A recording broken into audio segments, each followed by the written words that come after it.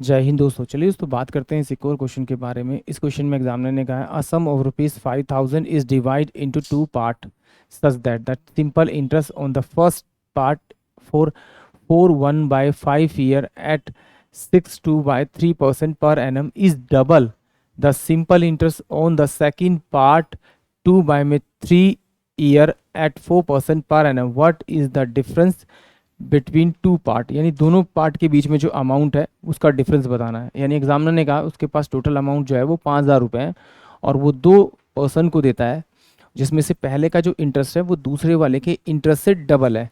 तो वो पूछ रहा है कि उन दोनों के जो अमाउंट का पार्ट है उसका डिफरेंस क्या है। तो आइए देखते हैं कि भाई मेरे पास ये एक पर्सन ए दे रखा है और एक पर्सन मुझे बी दे रखा है। अगर ए का मैं ए अमाउंट मानूँ और बी का मैं बी अमाउंट मानूँ तो मैं इसका अगर इंटरेस्ट निकालूंगा तो इसका इंटरेस्ट कितना हो जाएगा मेरे पास में। पहले 4×5 = 20 और 1 21 यानी 21 में ये मेरे पास में 5 ईयर आ जाएगा। और रेट ऑफ इंटरेस्ट कितना है इसका 6×3 = 18, 18 तो 20 यानी कि 20 में कितना हो जाएगा आपका 300 रुपये हो जाएगा। और ये मेरा बराबर होगा किसके बराबर होगा जब मैं इसके इंटरेस्ट को डबल करूँगा। इसका इंटरेस्ट क्या दे रखा है आपका पहले ये दे रखा है टाइम पीरियड 4 दूनी 8 और 3 11 इंटू में 11 में कितना आ जाएगा आपका 4 इंटू में 4% यानी 4/100। इस 4 से तो मैं ये 4 डायरेक्ट कटा दूंगा। इस 100 से मेरा ये 100 कट जाएगा। 3 से ये जाएगा 7 जाएगा तो 5 चौक 20 हो जाएगा मेरे पास में। और ये आपका 2 दूनी 4 हो जाएगा ये 2 बचेगा।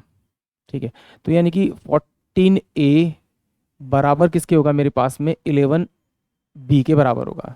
तो यहाँ से मैं इनका रेशियो निकाल लेता हूँ। ये मेरे पास में A अपॉन में B यहाँ पर आ जाएगा बराबर में रह जाएगा 11/14। इन दोनों का अगर डिफरेंस निकालूंगा तो डिफरेंस मेरे पास 3 रुपये आएगा जो कि मुझे बताना है।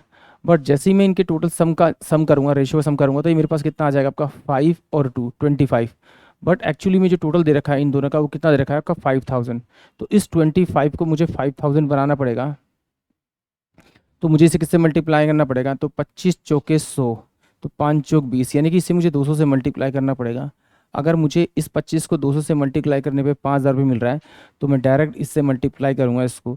तो मेरे पास जो अमाउंट आएगा वो उन दोनों के बीच के डिफरेंस का अमाउंट आएगा यानी कि मेरे पास जो ऑप्शन बी होगा 600 रुपये वही इस क्वेश्चन का करेक्ट आंसर होगा। आई होप आप सभी को क्वेश्चन समझ में आया होगा। जय हिंद जय भारत।